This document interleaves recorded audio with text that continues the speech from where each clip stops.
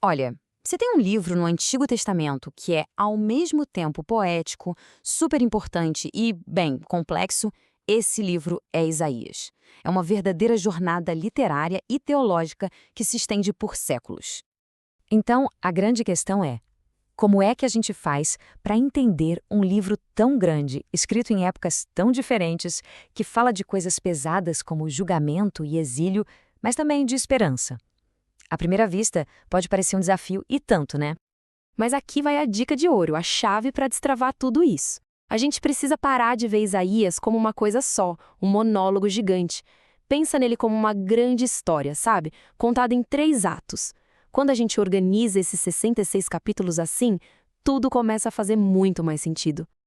E essa linha do tempo aqui ajuda a gente a visualizar o palco de cada ato. O primeiro, lá no século VIII a.C., no reino de Judá. Aí a gente avança no tempo para o segundo ato, já no exílio da Babilônia, e por fim o terceiro, que é o período depois do exílio, quando o povo está voltando para casa. Cada pedaço do livro tem um contexto histórico muito claro. Beleza, então vamos mergulhar de cabeça nisso. Primeiro ato, capítulos de 1 a 39. Os estudiosos chamam essa parte de Proto-Isaías ou o primeiro Isaías. O cenário aqui é o tempo do próprio profeta, uma época bem tensa em que o reino de Judá estava debaixo da ameaça constante do Império Assírio. Imagina só a pressão. E os temas aqui, olha, são bem intensos. A mensagem é muito focada no julgamento de Judá por causa da injustiça, da infidelidade. Tem também avisos bem diretos para as nações vizinhas, a previsão da invasão dos assírios e até uma visão do juízo final. Mas, e isso é crucial, no meio de todo esse caos surge uma pontinha de esperança. A promessa de que um grupo fiel, um remanescente, vai sobreviver. Agora a gente vai para o segundo ato, capítulos 40 a 55. E aqui a mudança é drástica. É como se a gente desse um salto de uns 150 anos no futuro. O povo não está mais na sua terra, está exilado na Babilônia. E o tom da conversa muda completamente. Sai o julgamento pesado e entra uma mensagem de consolo e de esperança. É aqui que aparece uma das figuras mais enigmáticas e importantes da Bíblia, o servo do Senhor. É um personagem misterioso que é descrito como alguém que sofre, mas não por seus próprios erros. Ele sofre no lugar de outros para trazer redenção, para trazer justiça. É uma ideia, assim, muito poderosa e transformadora.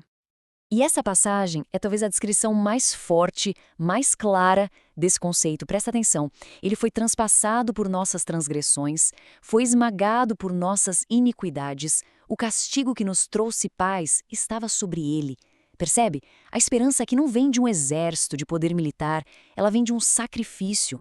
Bom, isso tudo nos leva direto para o terceiro e último ato, lá nos capítulos 56 a 66. O exílio acabou, o pessoal voltou para casa, só que agora o desafio é outro, um desafio bem prático. Como reconstruir tudo, não só a cidade, os muros, mas a própria identidade e a fé do povo. E essa parte final do livro faz um contraste muito forte. De um lado, mostra um problema que não foi embora com o exílio, a hipocrisia na religião, a injustiça social que ainda existia, mas do outro lado apresenta a visão do que Deus realmente queria, um chamado para uma devoção sincera de coração e para criar uma sociedade que fosse justa de verdade. E para fechar, o livro chega no seu clímax com a promessa mais espetacular de todas, uma visão de restauração total, uma criação totalmente nova, um novo céu e uma nova terra. É a resposta final para todo o conflito e sofrimento que a gente acompanhou nessa jornada. Então, quando a gente olha para o livro inteiro, percebemos que ele não é desconectado. Pelo contrário, é como uma grande sinfonia, com 3 movimentos bem claros. Cada parte se encaixa na outra, construindo essa narrativa completa que vai do julgamento para a redenção e, finalmente, para a glória. Essa tabela aqui resume perfeitamente essa jornada. Olha só. Primeiro, o proto-Isaías antes do exílio, focado no julgamento e na santidade de Deus. Depois, o Deutero-Isaías no meio do exílio, trazendo consolação e redenção.